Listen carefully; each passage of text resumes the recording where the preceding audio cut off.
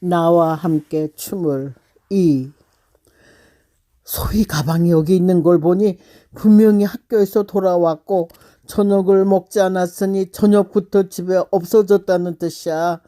이 아이가 도대체 어디로 가버렸단 말이야. 아버지의 근심 어린 목소리에 이어 어머니의 울음소리가 잇따랐다. 얘가 혹시 납치된 것 아닌가? 이를 어쩌지? 우리 소희를 누가 데려갔단 말이야. 엉엉, 내 딸 누가 훔쳐갔어. 잠이 서서히 물러가면서 밖을 보니 아침 mon동이 트고 있었다. 벌써 날이 샌 모양이다. 엄마 아빠는 밤새 소희를 찾아 뒷산을 헤매고 아는 친척집이랑 친구네를 다 돌아다닌 모양이다.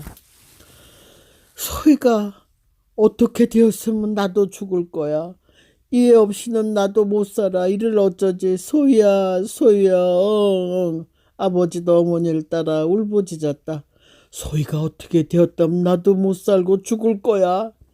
어머니의 애끓는 울음소리에 이어 아버지의 목소리를 들으며 소희는 삐죽삐죽 울음이 터져 나왔다.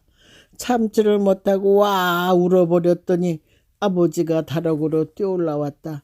아니 너 여기서 잤니? 이런 여기가 어디라고 따뜻한 방을 두고 여기서 잤단 말이냐? 부모가 걱정할 줄 몰라서 이러는 거냐? 너 매를 맞아야겠다. 이렇게 부모 속을 상하게 하는 자식이 세상에 어디 있니? 아버지의 매운 손이 등과 엉덩이에 매섭게 떨어졌으나 그래도 유년 시절을 잘 보내고 고등학교까지 나올 수 있었던 힘은 아버지 어머니의 울음에 섞인 나를 사랑한다는 넋두리 때문이었다. 아버지의 나 없이는 살 수 없다는 고백 때문이었다. 아하, 나는 아빠에게 생명과 같은 존재구나 하는 마음이 자살에서 건져준 묘약이 된 셈이다. 또 하나 가슴 아픈 추억이 있다. 나는 지금도 그때를 떠올리면 눈물을 흘린다. 잠자리에 들었을 적에 그 실로 돌아가면 밤을 홀딱 지새우기 때문에 가능하면 그 시절의 추억은 억지로라도 뇌리에서 지워버려 잊으려고 애를 쓴다. 고등학교 시절 이웃 남학교의 학생을 한 사람 알게 되었다. 처음에는 오가는 길에서 마주쳤다. 내가 정면을 향해 앞으로 가고 그 남학생은 마주오면서 스쳐가는 상황이다. 1년간 매일 아침 같은 자리에서 마주치니 이제는 은근히 그를 기다리는 심정이 되었다. 그 남학생도 나에게 관심을 가지고 억지로라도 그 시간을 맞춰 그 시간에 그 장소를 통과하는 듯 했다. 그런데 문제는 남학생이 너무 잘생겼다는 사실이다. 나같이 못생긴 주제에 감히 올려다볼 수 없는 생김새였다. 나는 키도 그의 어깨 밑에 들 정도로 작았다. 남학생의 눈, 코의 윤곽이 어찌나 또렷한지 처음에는 외국 사람이 아니면 호녀라인가 착각할 정도였다. 남자가 여자처럼 속눈썹이 길었고 눈은 쌍꺼풀이 두껍게 졌고 귀도 컸다. 한마디로 귀공자였다. 밤마다 그 학생을 떠올리면 숨이 막힐 정도로 가슴이 뛰었으나 감히 어찌 그런 남학생에게 나같이 못생긴 여자가 다가갈 수 있겠는가. 아무리 생각해도 나 자신은 세상에서 가장 못생긴 추물이 아닌가. 만약 그와 함께 데이트라도 한다면 분명히 나는 전교생들의 웃음거리가 될 것이고 그 남학생도 창피를 면하지 못할 것이다. 자기처럼 못생긴 여자가 감히 어떻게 그렇게 잘생긴 남자와 이야기를 나눌 수 있단 말인가. 그게 슬퍼서 나는 늘 숨어서 한숨을 쉬고 눈물을 흘렸다. 그와 그렇게 길에서 마주치기를 1년 가까이 하면서 차츰 나는 그의 앞을 슬쩍에 펄떡이는 생선처럼 싱싱한 그의 숨소리까지 들을 수 있었다. 심지어 어떤 때는 내 눈을 직시하지도 못하고 그가 얼굴을 붉히기까지 했다. 그와의 거리가 좁혀질 적이면 숨이 차고 어떻게 몸을 움직여야 할지 나도 감당하기 어려웠다. 그 남학생이 아침 등굣길에 편지를 한 장 넘겨주는 것이 아닌가. 감히 교실에서 뜯어보지도 못하고 화장실에 가서 뜯어보았다. 그 편지에는 늘 마주치면서 마음이 쏠린다. 우리 한번 정식으로 데이트하자. 장소는 아름다운 빵집에서 오늘 저녁 6시에 만나자는 제의를 해왔다. 그러나 나는 떨려서 감히 그 자리에 나갈 수가 없었다. 입을 꼭 다물고 가니 옥리박이인지 모르는 모양이다. 마주칠 적에 일부러 눈을 크게 뜨고 지나갔으니 단추구멍 눈인지도 모르는 모양이다. 더구나 뺨이 코 높이와 같고 코가 납작한 걸 옆으로 지나치니까 잘못 본 모양인지도 모른다. 절대로 이런 추물이 그런 잘생긴 남자를 만날 수 없다. 내가 친정 그를 사랑한다면 그를 위해 절대로 만나지 말고 피해가야 한다. 그때 돈이 있었다면 코라도 높여서 어느 정도 예쁜 얼굴이 되어서 만날 수 있었겠지만 이런 모습으로는 절대로 만날 수가 없다는 결론에 이르렀다. 나 같은 추물을 만나면 그 남자의 가치가 떨어질 것이니 절대로 그럴 수는 없다는 나름대로의 결론에 이르렀다. 그 남자의 장래를 위해서라도 나 같은 추물은 감히 접근을 시도조차 하지 말고 그를 위해서라도 피해줘야 한다는 결정을 내렸다. 그래서 그 남학생을 피해 다른 길로 등교하기 시작했다. 혹시라도 눈에 띄일 것이 두려워 반 시간이 더 걸리는 돌아가는 길로 학교를 다녔다. 그리고 날마다 얼마나 울었는지 모른다. 부모 앞에서나 그부들 앞에서 그런 일을 감히 내놓고 울지도 말하지도 못하니 밤마다 베개를 적시면서 혼자 울음을 삼켰다. 서로의 목소리를 단 한 번도 들어보지 못하고 헤어진 아픈 사연이다.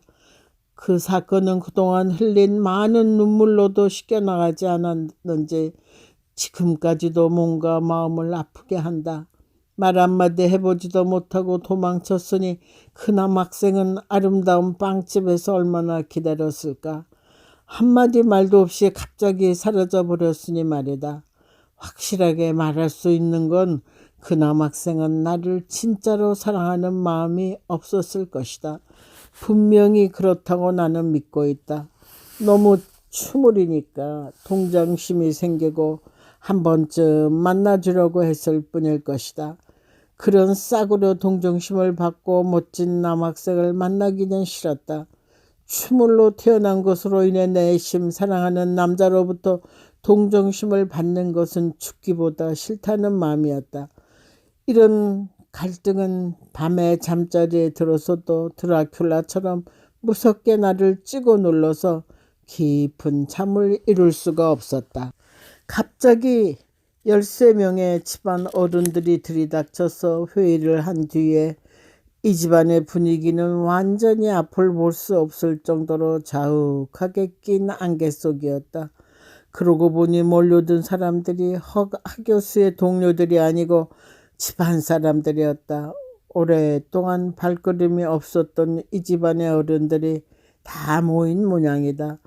이따금 들려오는 하교수의 처절한 울음소리에 이어 한숨 소리뿐이다. 날마다 행복해서 까르르 웃어대던 집안이 물속에 침잠한 잠수함처럼 묵직하게 가라앉아 있다. 그러고 보니 미국에서 대학교에 다니고 있는 이 집안의 외동딸인 미니에게 문제가 생긴 모양이다. 간간히 안방에서 주고받는 이야기가 거실까지 흘러나와 청소를 하던 나는 어쩔 수 없이 저들의 대화 내용을 들을 수밖에 없었다. 어떻게 그 애를 한국으로 데려올 수 있는 방법이 없을까? 이 집안의 가장인 이온기 장관은 체면 때문에 딸을 데리러 갈 수가 없다고 했다. 그렇다고 하교수 혼자 해결할 수 있는 문제도 아닌 모양이다. 그래도 당신이 가야 하는 것이 아닌가? 그 애는 어려서부터 아빠인 당신만 말 들었어. 그러니 가보세요. 힘센 남자들 둘을 보내도 해결 못한 걸 어떻게 내가 해결해? 내 체면도 있잖아. 장관의 딸이 마약 중독자라고 해봐. 난 이 자리에 있을 수 없어. 자식 일이니 당신이 해결하라고. 나도 지금 한창 강의 중이라 몸을 빼낼 수 없어요. 그렇다고 사실을 말하고 가면 내 체면이 무엇이 돼요? 교수도 체면이 중요한 자리예요.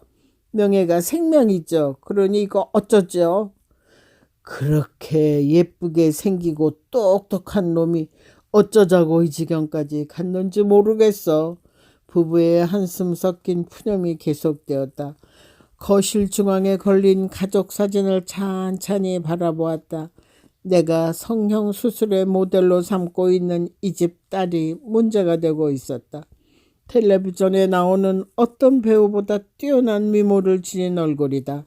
살짝 웃을 적에 뺨에 깊이 파이는 보적에도 귀여웠고 쌍꺼풀 진 눈이며 오똑한 코가 어찌나 예쁜지 같은 여자지만 반할 지경이었다. 내 자신을 이 집의 딸인처럼 예쁘게 성형수술하는 것이 소망이요 희망이요 미래요 꿈이었다. 이런 나의 우상에게 문제가 생긴 모양이다. 사실 내가 성형수술을 결정하기까진 목숨을 거는 승부였다. 죽느냐 사느냐 하는 기로에 선 셈이다. 이 집에서 돈을 벌어 수술을 못하면 죽겠다는 결심을 단단히 하고 있었다. 얼굴을 성형하여 주인집 달처럼 예쁜 여자가 되냐 하면 죽어버리겠다는 강한 결심을 하고 하루하루를 혈서를 쓰는 심정으로 다짐을 하면서 지내고 있었다. 내가 성형 모델로 삼고 있는 주인집의 예쁜 딸에게 어떤 문제가 생겼단 말인가. 미국에 유학을 간 이 집안의 외동딸이요 하교수의 자랑감인 딸이 모두의 입에 오르내렸다. 내용을 가만히 들어보니 문제가 아주 심각한 듯했다. 경찰을 동원해서라도 한국으로 이송하면 될 것 아니오? 성난 주인 남자의 음성에 이어 하교수의 기어들어가는 목소리가 들려왔다. 경찰 불렀죠. 그런데 어찌나 유창한 영어로 말을 잘하는지 우리가 보낸 남자들이 오히려 잡혀서 곤욕을 치렀다는군요. 고개 예쁘게 생겨가지고 살살 웃어가면서 경찰들 따돌렸다는 말은 그 사람들을 통해서 들었어. 우리가 거액을 들여 영어 과외를 시키고 외국인 개인 교수를 도가면서 영어 회화를 공부시킨 일이 이렇게 흉측하게 우리에게 돌아오다니 기가 막혀 죽겠네. 얘가 어쩌다가 이렇게 되었어. 공부도 잘하고 머리도 좋고 예쁘게 생기고 어디 하나 부족한 데가 있었느냐고.